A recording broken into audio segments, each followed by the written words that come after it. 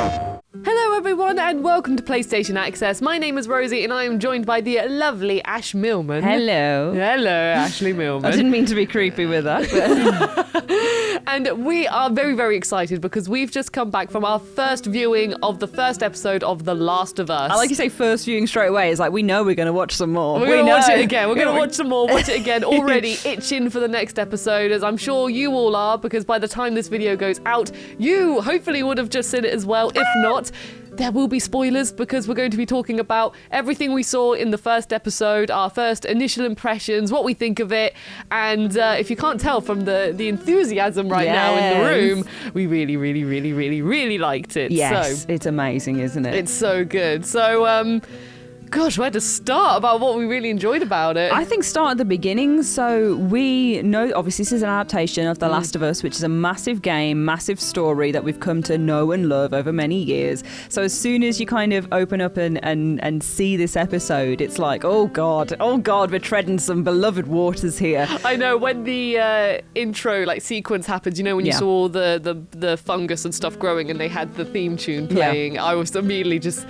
I know it was like, it's just the famous theme tune, so I was like, oh, we're getting into it now. We're back in the world of The Last of Us. Yeah. Really gripping me from the beginning. We had that intro that was kind of a bit different to the games as well, where you've got three people sat around on a TV show being like, hey, mushrooms will kill us all. It was from the 1960s, was it? Yeah, 63, I think. 63. That was really cool. I have to say, immediately, I really like the additional things they've added to the main story, such as the beginning scene, and I'm sure we'll go into this more depth, the moments with Sarah as well. Yeah, definitely. But immediately when it popped up 1963 or whatever year it was, I was immediately just like, this makes sense. Yeah, I was like, well, why are we here? What's going on? Yeah, why are we here? What's happening? And then the guy snuck in one reference to cordyceps, and I was like, there we go. Here we go. Oh, he's on a roll now, that scientist. I think it was nice to kind of introduce how this disease works as well. Like straight away, it's like, here's what fungus can do, and here's what it actually does do.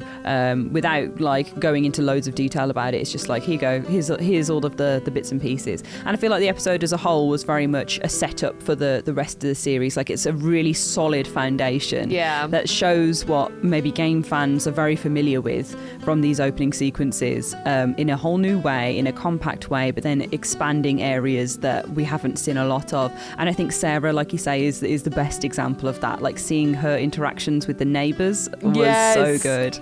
Seeing her interaction with the neighbours and seeing her as well, on Joel's birthday, how she actually does fix the watch, and it just shows a bit more of the bond between Sarah and Joel as well. It was... Yeah, I think probably the moments with Sarah from the first episode was probably my favourite bit, just because I thought it added so much to the relationship and the build-up of the tragedy as well, because it's always being hinted at. Yeah. Throughout, you had the radio transmissions, the news broadcasts, and then it just gradually gets more and more intense. And the moment where Sarah's even just picking up a DVD, and then you see the lovely old lady just... Oh, I love that scene where she's just freaking out in the background and you see her mouth going. That was pure, that was a taste of the horror in The Last of Us. Yeah. And that it was so deftly done and quietly done in the background. I feel like The Last of Us is about the quiet moments. It's about the moments where they get to bond, where they get to talk, where these relationships are built, where it's just the creak of a clicker's voice or a little bit of spore floating in the game. And this one was very faithful to that, where there's big action, there's really big moments, but the ones that make it are the tiny little interactions with each other. And her in the background, the granny in the background going while she's just her jaw just opening slowly as well. Oh, fully so good. And when she eventually turns as well, just to skip ahead a little bit, and you see the little tendrils of mushroom coming out of her mouth. See, I was gonna say, I thought that was that, but then my mind also thought, what if it's the person's hair that she was at the time eating? I think it was mushroom. But then I saw them wiggling a bit, and I thought, oh my god, that's not hair. hang on a minute. I think as well, it was really good to use that lady as like the first sort of example, in the sense of when we're introduced to her, she's very much a stationary character. She's always sitting down. She's getting the help she needs from friends and family.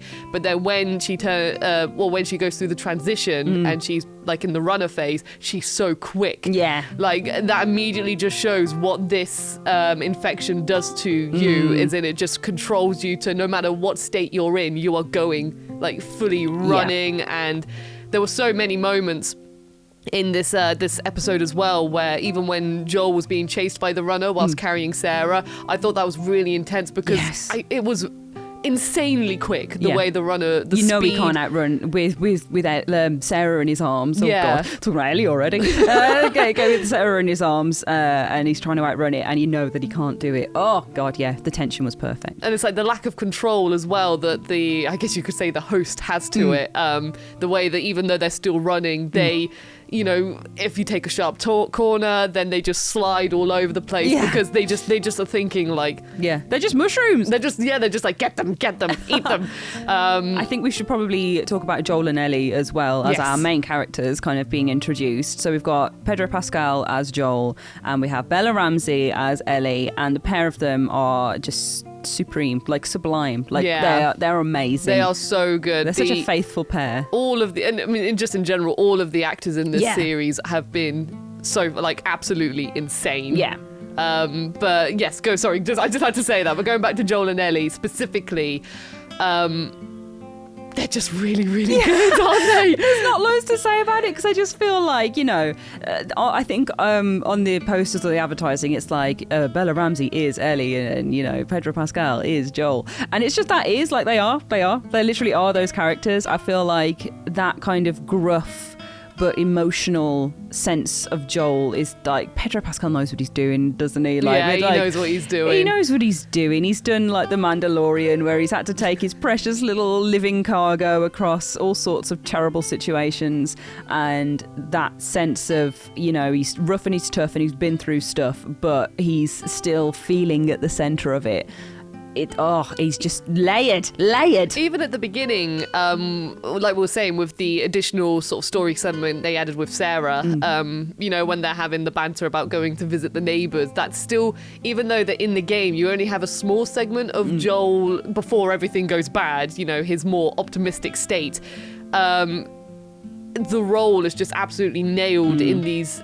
It's not even as if you've got the game to reference back to. This is purely what the actor can do with the character, and he absolutely smashed it as how Joel would act with Sarah, and how, like, even the moment when they're just on the sofa watching the film, I just felt as if that was so Joel and Sarah from just even from the game. That little glimpse we got, I just thought that it was really impressive how even the lighter side of the story was still like spot on. Yeah, for sure. And little things are changed, like Ellie being detained and kind of chained up, and then her reaction to that, as well with Marlene. Marlene's also amazing. Marlene is amazing. I really like how they kind of breezed through the opening of the game in this episode and gave us everything that fans of the game know, but also set it up for loads of things to come and maybe be different and be expanded upon. And Joel is just a great example of that. Like, Joel's Joel, isn't he? Like, you're here for Joel, you're here for Ellie, and both of them are perfect. Bella Ramsey's kind of attention to humour and little nuanced moments where she, you know, she's hurting. Like, I think Marlene mentions Riley at one point. You see her face flicker. Yeah. Like, I thought that was very, very good. So, just to kind of recap the episode as well, like, what we did see, we saw Joel losing Sarah again. Which just, I don't even think we need to talk about it that much because it just hits the same. Like, it's just awful. It's terrible. It's done so well. Him crying and holding his baby girl. It's when it's like when him and Joel and Tommy are talking, and then you just hear like the that's what always gets me. As soon as I heard that, I was oh, here we go again. It's going again. Oh, and then we move on to kind of Joel and Tess having their little feud with Robert, meeting the head of the Fireflies, which is Marlene, who's like the resistance group to the military regime. Tess was also fantastic. Tess is so good. So good. Oh, I love her. I love like a strong, angry woman who's just like get on with it. Immediately when you see her, Yeah. it's just like, just get on with it. Let's just, like, she knows the drill. She knows that she's tough and it's great. Immediately you're like, yes, Tess, this is Tess. 100%. We see them kind of have the little moment with Marlene, who they're obviously familiar with as smugglers. The Fireflies have been wiped out. They meet Ellie and they agree to take her out of the military quarantine zone, with the end of the episode being that massive crashed buildings shot, which is so infamous from the series. I'm so glad that they had that in as the moment of being like, look how broken this world is, look how messed up it is, look how horrible it is. And obviously they did that with the little boy getting killed. I was going to say immediately, like, they didn't just ease you into it. Yeah. As soon as it says, I think it was said like 20 years later, you have this poor innocent child just walking in the wilderness. He's infected. He just goes to help, and then just that whole scene is so tragic. It is tragic, but like it's oh god, it's one of those things where you think about it and you're like, I don't even want to think about how I would deal with that in the real world, like how that would complicate things. It's just gross in a great way. Like, it proper plays with your feelings and what's right and what's wrong, and lives in that grey area where The Last of Us thrives. Oh my god. Well, that's the thing. So as well, you had just that when the characters were doing their job and sadly disposing of the bodies, you just had that one character who just tapped Joel and just said, I can't. And immediately you think, oh my gosh, it's the child, isn't it? And then also them shoes. It's the shoes, and just then you also seeing Joel just take the child as if like his soul is just pretty much gone after the events and stuff like that. Yeah. Oh, it was just when I saw that moment, I was like, oh, this is so tragic and sad. I think kind of like to round our little chat off though, just because we could talk about it forever, and we will after this. We're like, oh, it's great. What was your favourite moment from the episode? Oh my gosh. Oh, that's a big question to drop on me. So if you want mine whilst you have a little thing. My favourite moment was the escape with Tommy, Joel and Sarah, and they're showing the car like just as it was in the game, where you see the house on fire and everybody freaking out in the roads, and you see planes taking off, and when they realise they're stuck in the road and you see the plane coming behind them that's totally messed up and it crashes and explodes, like that sense of scale and horror and like action. I've got like a little goosebump thinking about it. I thought that was so good and so clever, because as soon as you see the planes taking off, you're like, oh my god, everyone's panicking, they're leaving, one of those is gonna come down, when is it gonna happen? And they wait to the perfect moment to drop a plane out the sky, and it's just emblematic of all of the stuff that's gonna come and how big it's gonna be. Also seeing the little grotty man in the underground where he's grown into a mushroom. Oh my god, I forgot you saw him against the wall. Love him. I have to say just quickly with that scene when they're in the car, I like greatly appreciate how it was filmed and when the camera was so shaky, because it's all just so chaotic. Everything, it's a very much like a oh my god, what's happening moment. There's a couple of moments that the first episode did this, but it does make you feel the chaos that's going around. I think probably the scene which had like a big impact on me was I don't want to say favourite because it's a really like horrible scene, but it is the moment at the end where Tess, Joel and Ellie, you know, they've just come out of they're just starting to escape, and you had the security guard who, you know, in the game it was just a security guard who, you know, you never met them before or anything, but this guard you actually had an introduction to previously. There's some form of relationship, not like a friendship, but you get to know the character a little bit. You understand that he's struggling a fair amount, and then also just the way that how the show has elevated the darkness of the situation, not only like not as in the game where as soon as Ellie does the stab on the leg, it's just a quick wham bam, a couple of shots, because it's quick to the action. It's like, oh gosh, Ellie's done this, we've got to get rid of this guard.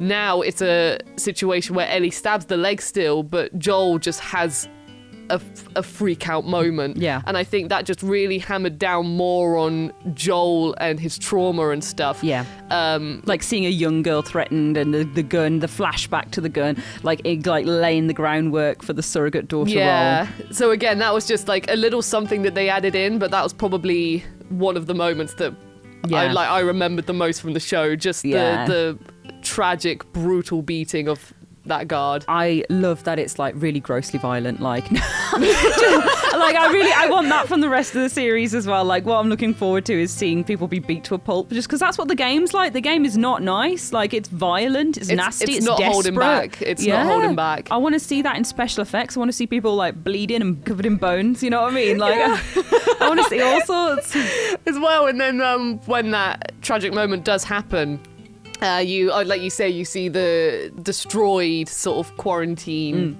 area and things, or not the quarantine area, you know, basically where all the clickers are and everything is, and you see that one clicker on the top of a roof, just like in the distance. It's sort of like howling. It looks like it's howling, but as soon as I saw that, I was like, oh, there it is. Oh my God, we're going to see them soon. I hope anyway. So that is like immediately grabbed me onto the next episode, because I'm like, I want to see the intense moments now. So God, we got a little flash forward of things to come, like in our preview event. So we were at the BFI big screen, baby, and then they showed us the little taste of what's to come, and just from the trailers and everything as well, of seeing the clickers and the bloaters. I am so excited to see a bloater. I'm literally going to yell. I'm going to yell so loud. Well, already before they showed us the episode, there was like an atmospheric clicker noise being played, and Ash was the only one, I swear, who sat upright, like looking for it, like, where is it? I thought they were going to bring one out. I was like, you know when cats like react to things, I was like, where is it? I'm going to see it. But just sat there and I just see you like fully like back straight, head alert. It really was like a cat. I wanted to find it. I wanted to spot it.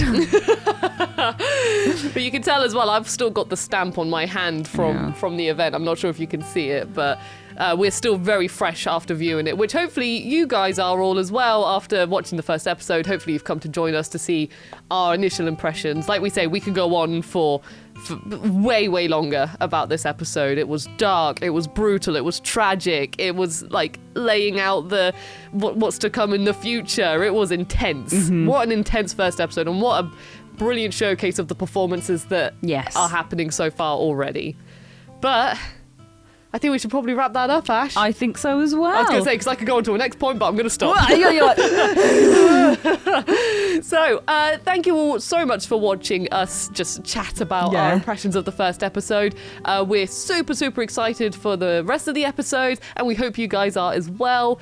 And if you did like this video and you liked us just talking about things that we really enjoy, then feel free to subscribe so you can see all the other fun, awesome stuff that we do on the channel, and make sure you like the video as well if you liked it, and stay tuned because we've got lots more information and fun content coming up for The Last of Us. So hopefully we'll see you soon. Bye. Bye.